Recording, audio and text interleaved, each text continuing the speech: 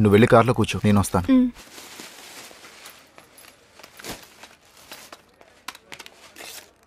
ఇదిగోండి sir.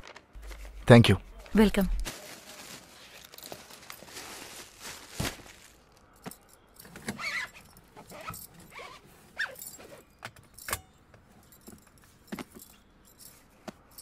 Bank నుంచి 5 లక్షలు ట్రాన్స్ఫర్ చేసావా? మొబైల్కి మెసేజ్ వచ్చింది. అది నాన్న అడిగారు. రెనోవేషన్ వర్క్ జరుగుతుందిగా, అందుకు. ఓహ్, దట్స్ ఓకే. ఈ 2 బాగున్నాయి కదా? ఇది చూడు, అన్ని డ్రెస్సుల మీదకి బాగుంటుంది. ఇదేనా? అది కాదు, ఇది. హలో, ఆఫీస్ నుంచి ఫోన్ చేస్తున్నాను మేడం. చెప్పు. ఒక ఇంపార్టెంట్ విషయం మేడం, మీతో అర్జెంటుగా మాట్లాడాలి. ఇక్కడే ఉండు, ఇప్పుడే వచ్చేస్తాను.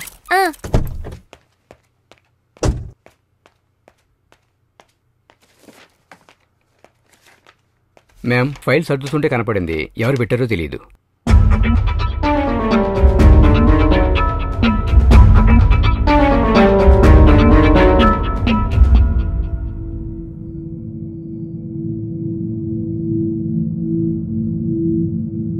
రోజులు గడుస్తున్న కొద్దీ తను చెప్పే అబద్ధాలు ఎక్కువ అవుతూ ఉండేవి సార్.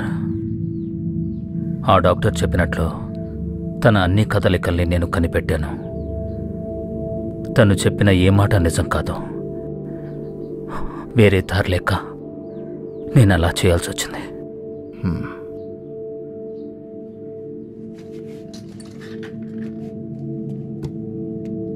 సార్, ఇది కంటిన్యూ అవ్వాలా sir?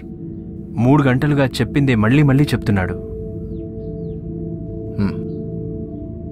Take him. Okay sir.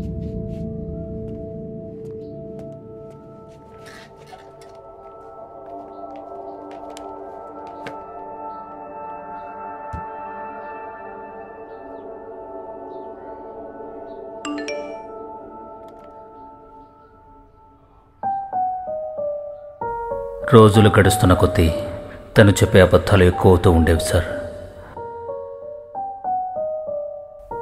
Sir, మీ గుండెల మీద మీరు చేసుకొని చెప్పండి, మీ భార్య మీకు ద్రోహం చెయ్యరు అని.